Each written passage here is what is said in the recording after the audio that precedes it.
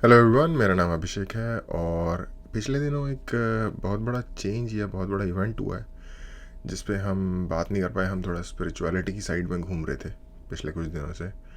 तो वो चेंज ये है कि एनडीटीवी, जो कि इंडिया का एक बहुत बड़ा चैनल है, वन ऑफ, अगर 3 4 5 मेजर 5 चैनल होंगे न्यूज़ के तो उसमें से एक बड़ा चैनल है। और थोड़ा सा डिफरेंट उसके बारे में ये है कि वो बहुत ज़्यादा जो करंट एस्टेब्लिशमेंट है उसके एंटाई है। स्पेशली मोदी या बीजेपी भी अगर देखा जाए तो जनरली राइट विंग पॉलिटिक्स के अगेंस्ट है। नेसेसरीली अपने आप में ये कोई बुरी बात नहीं है, पर्सनली मुझे ऐसा लगता है, क्योंकि अगर सोसाइटी में कॉन्ट्रास्टिंग व्यू नहीं है तो सोसाइटी में जो डिबेट है वो मर जाएगी। एक बहुत ही लाइक होमोजीनस टाइप की सोसाइटी हो जाती है।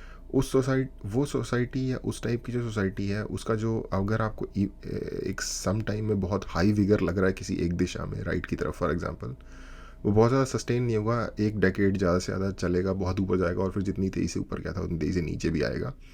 इसका एक बहुत बड़ा एग्जांपल जर्मनी है। फर्स्ट वर्ल्ड वॉर के बाद बहुत ज़्यादा ह्यूमिलिएट किया गया जर्मनी को, जिसके कि रिज़ल्ट में एनएसडीएपी जो पार्टी है, जो हिटलर की पार्टी थी, उसने नेशनलिज्म को बहुत ज़्यादा ऊपर ले गए। और वो जितना ही तेज़ी से, जितना ही ज़्यादा ऊपर ले गए, उतना ही तेज़ी से नीचे भी ले आए। एक थोड़ा सा हेल्थी डिस्कशन का एनवायरनमेंट अगर बना रहे तो अच्छा रहता है।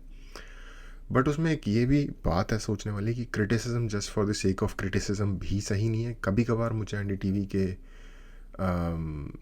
व्यूज़ या उनकी डिबेट्स या उनके जो जितने भी कन्वेयर हैं जो न्यूज़ कन्वे करते हैं, आई डोंट नो ये सही वर्ड है कि नहीं कन्वेयर, बट जो न्यूज़ बोलते हैं या डिबेट कंडक्ट करवाते हैं, उनके व्यूज़ बहुत ज़्यादा बायस्ड या वन साइडेड, जो कि एक न्यूज़ मीडिया से आप ये उम्मीद करते हो कि यार आप फैक्ट बताओगे, ओपिनियन बताना आपका काम नहीं है, वो हम बना लेंगे अपने हिसाब से, ठीक है। या फिर आप ये कह सकते हो कि अच्छा ये सोचने से ऐसा होता है, ये करने से ऐसा होता है, ये करने से वैसा होता है, या फिर कोई प्रेसिडेंस बता सकते हो। पर वो नहीं करते।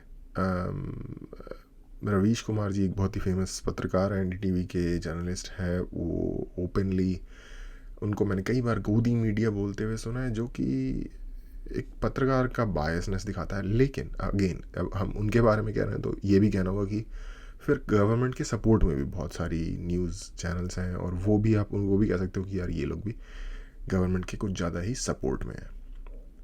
तो पर एक कुछ लाइक एक ठीक ठाक सा बैलेंस बना हुआ था। जो लोग सरकार के अगेंस्ट हैं उनके लिए भी एक वॉइस थी।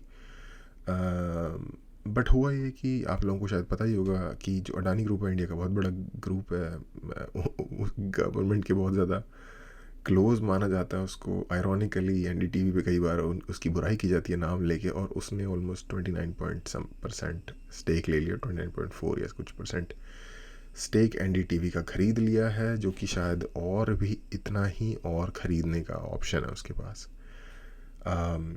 लमसम 30% कह लीजिए, और शायद 30% और ख़रीदने का भी ऑप्शन है, या जो भी है।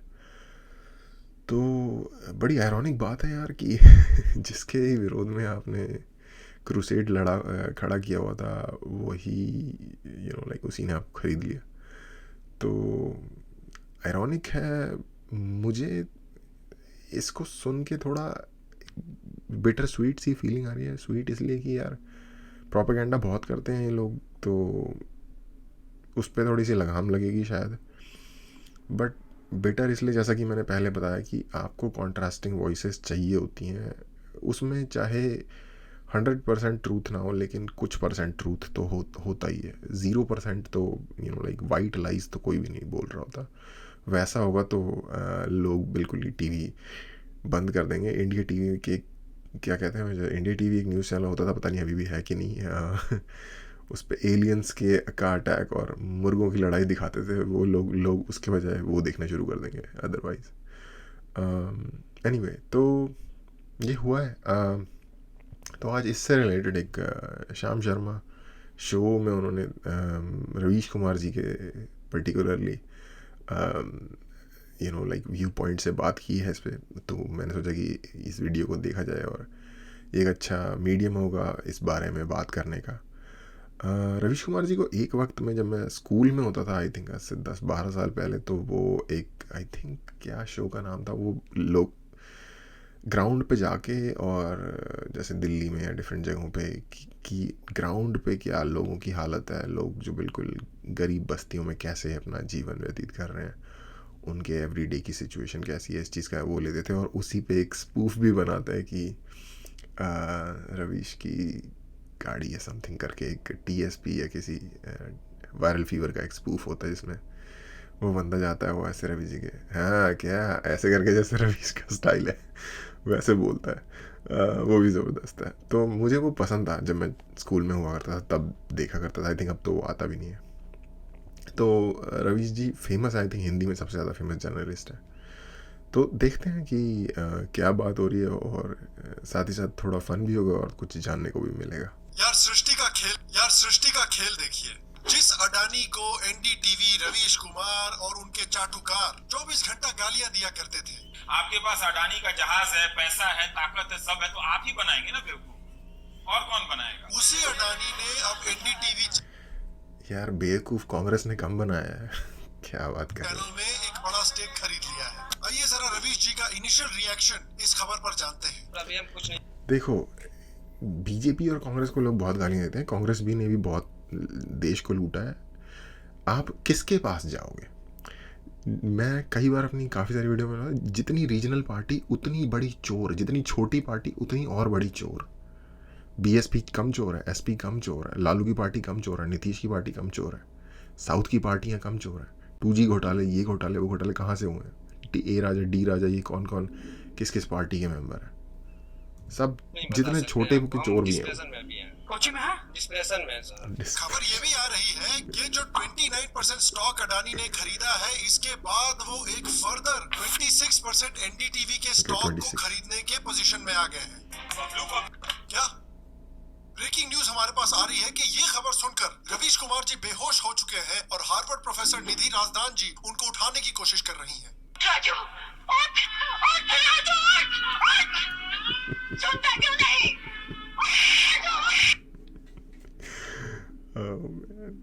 सॉरी यार, मैंने 29 बोला था, अनदर 30 या 29 बोला था, तो 29% उन्होंने लिया और 26% और खरीदने के लिए सोच रहे। खैर, जब तक रवीश कुमार जी वापस होश में आते हैं, तब तक आइए इस खबर को डिस्कस करते हैं। देखते हैं कि क्या अडानी के खरीदने के बाद एनडीटीवी की कवरेज चेंज होगी और मीडिया लैंडस्केप इस न्यूज के बाद कैसे चेंज होगा। हेलो, श्याम शर्मा शो के इस एपिसोड में आपका बहुत बहुत स्वागत है। मैं हूं सेकुलरिज्म का सीईओ श्याम शर्मा। अच्छा, इस शो की या इस चैनल की ये अच्छी बात है कि ये इश्यूज को बहुत ज़्यादा दिल पे नहीं लेते हैं, भावुक नहीं हो जाते, लाइट रखते हैं मूड को।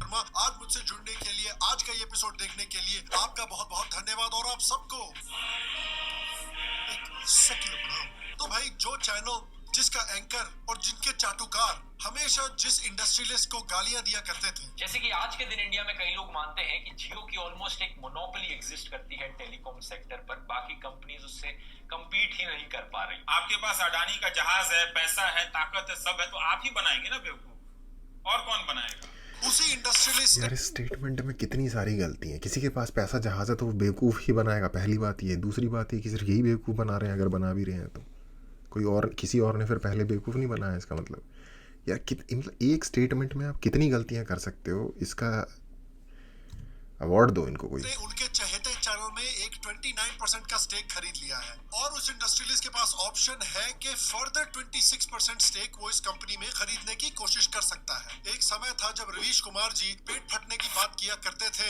आज शायद उनका कुछ और ही फट रहा होगा। रवीश कुमार जी डर के माहौल के बारे में इतने सालों से बात कर रहे थे, लेकिन मैंने कभी सोचा नहीं था कि डर का माहौल उनकी जिंदगी में एक्चुअली आ भी जाएगा। The unexpected nature of the move, the unpredictability of the move. तो मोदी जी की तरह ही एनडीटीवी भी अब सूट बूट का न्यूज चैनल बन चुका है और पूंजीवाद का न्यूज चैनल बन चुका है। और अडानी को भी दाद देनी पड़ेगी यार, जिस चैनल से उसको सबसे ज्यादा नेगेटिव कवरेज मिला करता था, उस नेगेटिव कवरेज को खत्म करने का क्या बढ़िया उपाय निकाला है। How did you remove the negative coverage? I bought the coverage. Video किसी और की लगा रखी है, आवाज कहीं और से आ रही है।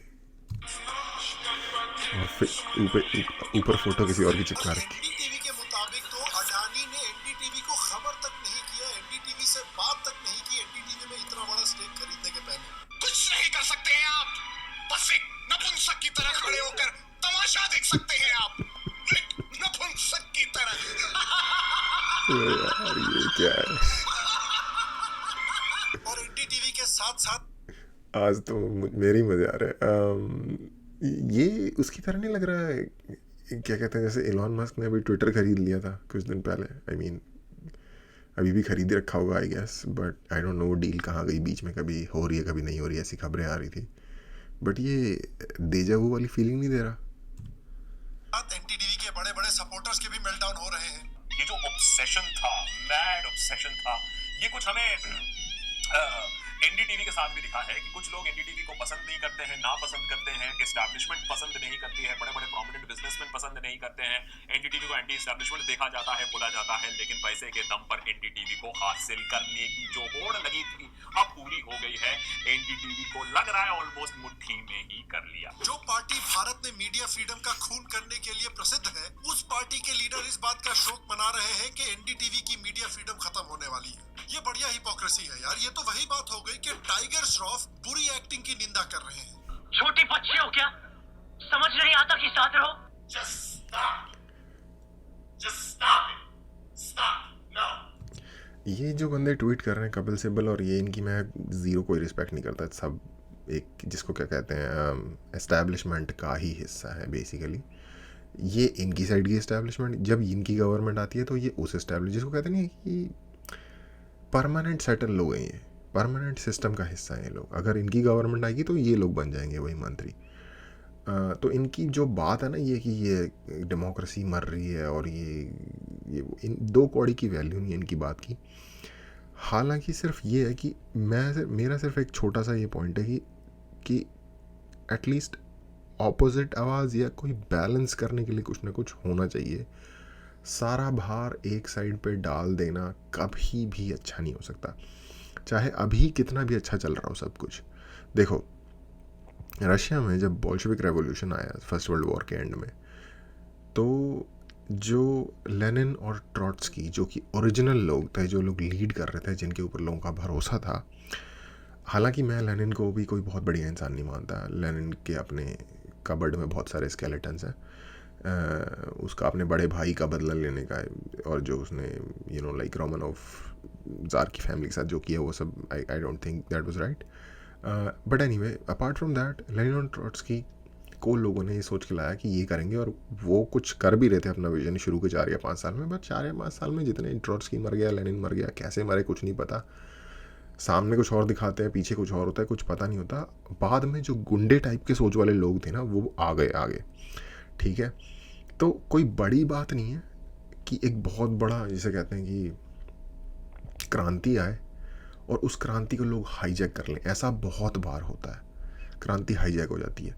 अन्ना हजारे ने एक रेवोल्यूशन चलाया था, या एक आंदोलन चलाया था,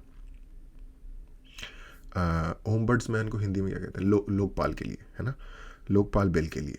उसे अरविंद केजरीवाल ने हाईजैक कर लिया, और अरविंद केजरीवाल उस पोल वॉल्ट का इस्तेमाल करके सीएम की सीट पे चढ़ के बैठ गया। लोकपाल अभी भी नहीं आया। तो ऐसा हो जाता है। ह्यूमन की जो हमारी जो सोसाइटी है, इसका जो ह्यूमन एक्सपेरिमेंट चल रहा है, इसमें ऐसे बहुत सारे इवेंट्स आए हुए हैं। तो जस्ट फॉर, जिसे कहते हैं ना कि चेक एंड बैलेंसेस सिस्टम में होने के लिए, मान लो अभी बहुत अच्छा चल रहा है, गवर्नमेंट अच्छी है, गवर्नमेंट की सोच अच्छी है, इसकी एटलीस्ट विल है, ये वो। फ्यूचर में आज से 10 साल बाद किस तरह की सिचुएशन होगी, जो अच्छी विलिंग लोग हैं, जो अच्छी सोच वाले लोग हैं, उनका क्या होगा क्या नहीं होगा, कुछ कह नहीं सकते। सोसाइटी ऐसी होती है, सोसाइटी वॉलेटाइल ही होती है। हम अगर सोचें ना कि हम एक बिल्कुल ही परमानेंट एस्टैब्लिश्ड एंटिटी बना देंगे इंडिया को, तो ऐसा नहीं होने वाला। अमेरिका बहुत पावरफुल कंट्री था 20 साल पहले। आज देख लो दुनिया में हर तरीके की अजीब अजीब प्रेडिक्शन हो रही है अमेरिका के बारे में, जबकि अमेरिका जितनी सेफ कंट्री कोई है ही नहीं। 2 साइड से ओशन है और बाकी 2 साइड से ऐसी कंट्रीज हैं जो उससे दूर दूर तक कोई मुकाबला ही नहीं है। तो इंडिया का तो नेबरहुड ही खतरनाक है। ये खबर सुन के दवा वायर भी चौड़ा हुआ कि देखिए शायद हमको भी यहाँ पर आके कोई खरीद ले, तो उन्होंने बड़ी बहादुरी के साथ ट्वीट किया कि the wire is not for sale, हमको कोई खरीद नहीं सकता। वाह, मतलब ये तो वही द वायर तो लिटरली यार एंटी कंट्री है, not just anti government the wire anti country मुझे फील होता है, क्योंकि उनकी बातें साफ झूठ और आइडियोलॉजिकली पोजेस्ड नेगेटिव डायरेक्शन में हमेशा होती हैं। बात हुई कि मैं बोलूं कि मैं इंग्लिश प्रीमियर लीग में जाके खेलना नहीं चाहता हूँ। Far out he is, I mean, he takes his time. He's got the pace, looks at the referee. Yeah. मैं इंडियन क्रिकेट टीम के लिए जाकर खेलना नहीं चाहता। अरे भाई, औकात भी होनी चाहिए है। अब सोचने वाली बात यह है कि अडानी एनडीटीवी के ऑफिस में जाकर पहले दिन करेंगे क्या। अरे मैनेजर जी, ये कैबिन किसकी है? ये आपके बड़े भाई साहब विक्की ओबेरॉय की। विक्की बेच ओबेरॉय मारो की? इसको। बेच मारो इस कैबिन को जी, और इसके पैसे जो है। इस सीन में आगे जाके बोलते हैं बाथरूम को ही बेच मारो, घर से करके नहीं आते क्या, ऐसा कुछ सीन है। जब मैं छोटा था मुझे गोविंदा बहुत पसंद था और मैं इसकी सारी फिल्में देखता था। हमारे नए बैंक के नया अकाउंट में डाल दो जी। ये कैबिन किसकी है? ये आपके दोनों चाचाओं की है। बेच मारो इसको। ये दो कैबिन किसकी ओ, ये राजू श्रीवास्तव है जो पीछे फूल लेके चल रहा है। है? ये टॉयलेट्स है सर। बेच मारो इनको। राज साहब, गुजरात से टैक्स आया कि वहाँ एल्यूमिनियम की फैक्ट्री बंद हो गई, तो बेच मारो उसको। अरे राज बेटा, तो बेच मारो इनको। कौन है? और जब वो रवीश के ऑफिस से पहुंचेंगे तब क्या बोलेंगे। क्या रे भीख मंगिया, क्या देख रहा है? Deep fake. हलवाई क्या? अब पब्लिक के दिमाग में ये जरूर चल रहा होगा कि अडानी को 24 घंटे गाली देने वाले रवीश कुमार, उनको एनडीटीवी में अपनी नौकरी बचाने के लिए अब क्या क्या करना पड़ेगा। 12th तक तो ये नहीं मिला। मोदी साहब ने हमको दिया, तो बेटा आओ, मेरा बाप है ना वो। मोदी जी बिल्कुल राइट। सीनब खान से बोलता हूँ। और योगी जी? योगी जी भाई साहब। सलाम साहब, सलाम साहब, सलाम साहब, सलाम साहब, सलाम साहब, सलाम साहब। सलाम कर रहा है कि सलाम बेच रहा है? सलाम साहब। भाई का चौकीदार है, एक बार भाई को सलाम नहीं किया, भाई ने 6 महीने तक हर एक आदमी को देखकर सलाम ठोकने की सजा दी है इसको। सलाम साहब। बुल्ला मेरे को मत मार, ओ तेरे को भाई। एड्स से बचाने के लिए नीरोग बन जाऊंगा। ये फिल्म क्या है यार। कुछ फिल्में जब मीम थी भी नहीं ना, कोई चीज़ नाम के एग्जिस्ट भी नहीं करती थी। ये फिल्में ऑफ कोर्स तब 90s में कभी आई होंगी, तो कभी कभार हम सोचते थे कि यार बॉलीवुड क्या गंद मचा रहा है, ठीक है, लेकिन वो गंद नहीं मचा रहा था। वो 30 साल आगे की फ्यूचरिस्टिक यूज़ की चीज़ें प्रोड्यूस कर रहा था उस टाइम पे, जिसको फ्यूचर में जाके यूज़ किया जा सके। टावल बनकर तेरी कमर से लपट जाऊंगा, मेरे को मत मार। इस मूवी में हर बंदे का भाई पेट डायलॉग था। अडानी की एनडीटीवी खाएगा खरीदने के बाद केला। आप जरा सोचिए कि जब रवीश कुमार प्राइम टाइम के लिए तैयार हो रहे होंगे तो उनकी क्या हालत होगी।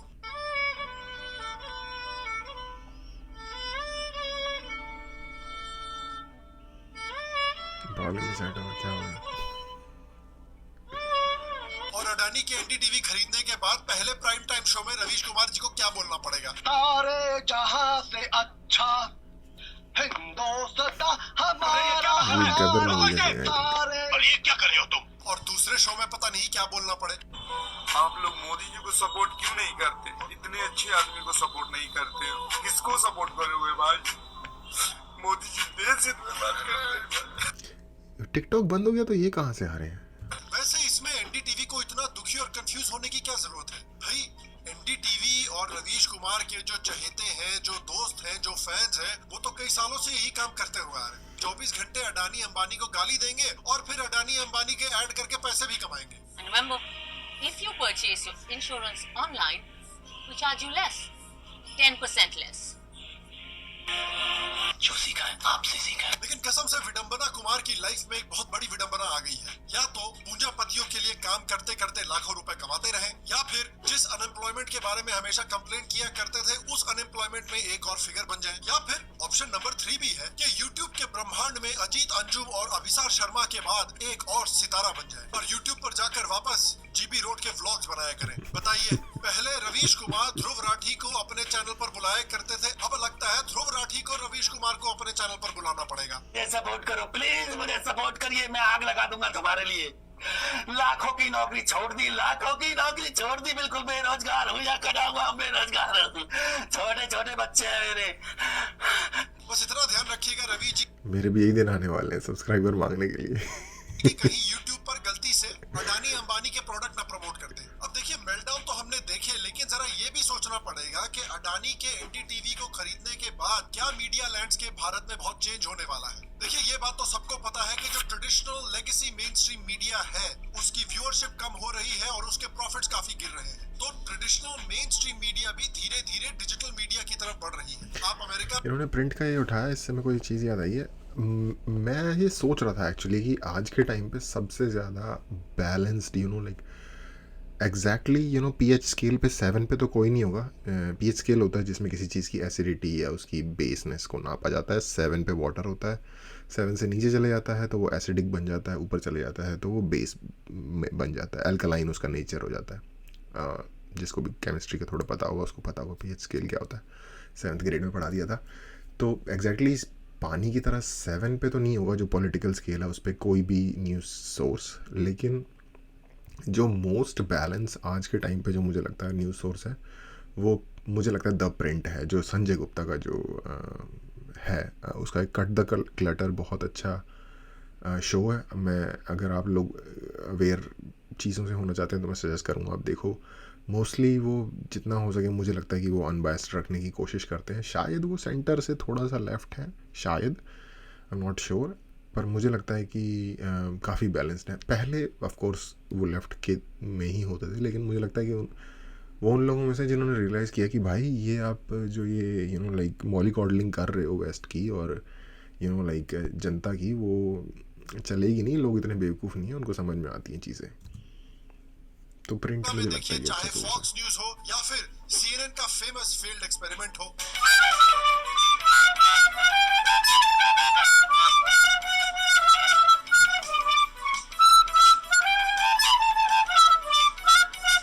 डिजिटल मीडिया का जो स्पेस है वो काफी तेजी से बढ़ रहा है और इस स्पेस में काफी पैसा भी है। 2022 में भारत के डिजिटल मीडिया का वर्थ अराउंड 400 बिलियन रुपीस है और 2024 में ये बढ़कर 500 बिलियन रुपीस से भी ज्यादा होने वाला है। तो बिलियनर्स भी देख रहे हैं कि जो इतना बड़ा मार्केट है, इतना लुक्रेटिव मार्केट है, इस मार्केट में भी इन्वेस्ट करना चाहिए। और इसलिए मुझे ये नहीं लगता कि एनडीटीवी का जो कवरेज है वो बहुत ज्यादा चेंज होने वाला है। याद रखिए कि अडानी ग्रुप ने क्विंट में भी एक बहुत बड़ा स्टेक खरीदा था मई में, लेकिन क्विंट का कवरेज कुछ खास चेंज तो नहीं हुआ है। Brahmanical patriarchy.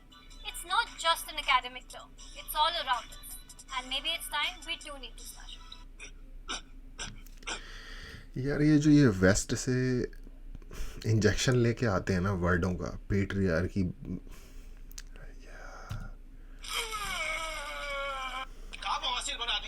मुझे तो ये लगता है कि एनडीटीवी जो है मोदी को गरियाती रहेगी, आगे जाके बीजेपी को, हिंदुत्व को, राइट विंग एक्सट्रीमिज्म को, सबको गरियाती रहेगी। क्योंकि देखिए यही एनडीटीवी का बिजनेस मॉडल है और एनडीटीवी को जो लोग देखने आते हैं वो इसी रीजन से आते हैं। ये हो सकता है कि अडानी के जो बिजनेस वेंचर्स है उसमें शायद एनडीटीवी बहुत ज्यादा देखना बंद कर दे। एनडीटीवी जैसे चैनल को खरीदने का अडानी को ये बेनिफिट है कि भले ही चलिए एनडीटीवी भारत में इन्फ्लुएंशियल नहीं है, लेकिन भारत के बाहर एनडीटीवी का इन्फ्लुएंस है। भारत के बाहर की जितनी भी मीडिया है वो हमेशा इंडिया को कवर करने के समय पर एनडीटीवी को कोट करती है। तो अगर अडानी एक ऐसे लेफ्ट विंग मीडिया कॉर्पोरेशन से अपना नाम जोड़ लेता है जिसको एटलीस्ट इंडिया के बाहर थोड़ी सी रिस्पेक्ट मिलती है, तो हो सकता है अडानी इंडिया के बाहर भी जो बिजनेस वेंचर्स कर रहा हो उस पर से भी इंटरनेशनल मीडिया की जो छानबीन है वो थोड़ी कम हो जाए। याद करिए कि तो एक्चुअली ऑस्ट्रेलिया में ना अडानी ने कोल माइन खरीदी थी जिस पे बहुत बवाल हुआ था। एंड में पता चला कि वो इनको कैंसिल भी करना पड़ गया था। आई थिंक वो ऑस्ट्रेलिया की सबसे बड़ी कोल माइन थी, अगर मैं गलत नहीं हूँ।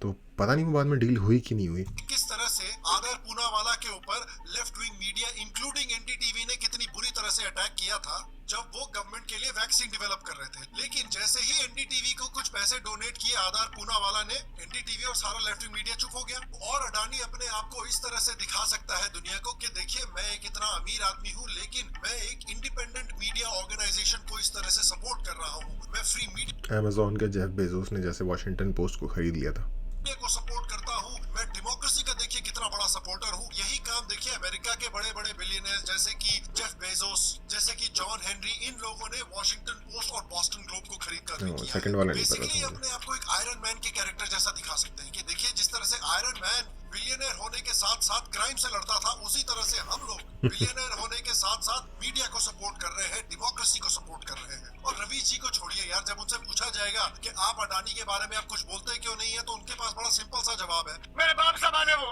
तो मुझे नहीं लगता कि एनडीटीवी की जो कवरेज है वो बहुत रेडिकली चेंज होने ली है, लेकिन लेट्स सी फ्यूचर में क्या होता है। और अडानी के पहले भी कई ऐसे बिलियनर्स हैं जिन्होंने बड़े बड़े न्यूज कॉर्पोरेशंस में इसी तरह से इन्वेस्ट किया है इन रीजंस की वजह से। फॉर एग्जांपल अंबानी नेटवर्क 18 को कंट्रोल करता है, जो सीएनबीसी टीवी 18 और सीएनएन न्यूज 18 को कंट्रोल करते हैं। रिपब्लिक टीवी में एशिया नेट ने इन्वेस्ट किया है।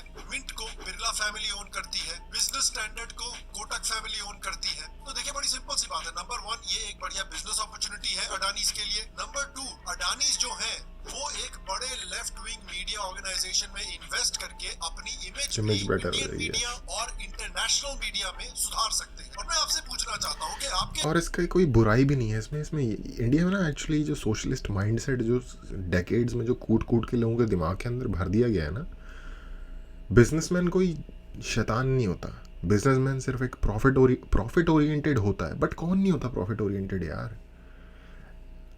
हमारे यहाँ गली में रहने वाला एक आम आदमी भी चोर लेवल का प्रॉफिट ओरिएंटेड होता है।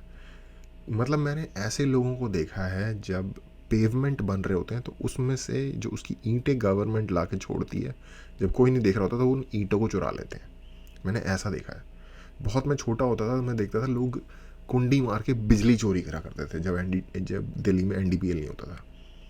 जहाँ जिस जगह में मैं रहता था दिल्ली में, वहाँ पे एनडीपीएल उस एरिया को सर्व करता है। जब एनडीपीएल नहीं था, अब हम बहुत छोटे स्कूल के दिनों की बात है, छोटे थे स्कूल में भी लोग कुंडी मार के बिजली चोरी करते थे। तो चोर कौन नहीं है हमारे देश में? ठीक है, अगर प्रॉफिट ओरिएंटेड है बिजनेसमैन तो क्या है, वो बड़े लेवल पे कर रहा है। वो कम से कम हज़ारों लोगों को जॉब तो दे रहा है। किसी भी बहुत सिंपल रूल है, किसी भी कंट्री में अगर ग्रोथ पैदा करनी है इकोनॉमिक, इन्वेस्टमेंट के इंसेंटिव प्रोवाइड करने पड़ते हैं, बिजनेस को फलने फूलने की एनवायरनमेंट बनाना पड़ता है, टैक्सेस को रिड्यूस करना पड़ता है। ऑटोमेटिकली जो एंटरप्रेन्योर टाइप के लोग होंगे, जो उद्यमी सोच वाले लोग होंगे, वो कुछ ना कुछ खड़ा करना शुरू करेंगे। धीरे धीरे चीज़ें अपने आप में बड़ी होनी शुरू हो जाएंगी। चाइना की ग्रोथ में एक बहुत बड़ा फैक्टर था, डेंग जाओपिंग ने SEZ का जो कॉन्सेप्ट है ना वो इंट्रोड्यूस किया था पहली बार, जहाँ कोई टैक्स ही नहीं लगता था अगर आप इंडस्ट्री लगाओगे तो, जिसको कि हमने बाद में कॉपी किया। फिर इंडिया में SEZ बनाए गए बहुत सारे जब हमने अपनी इकोनॉमी ओपन की।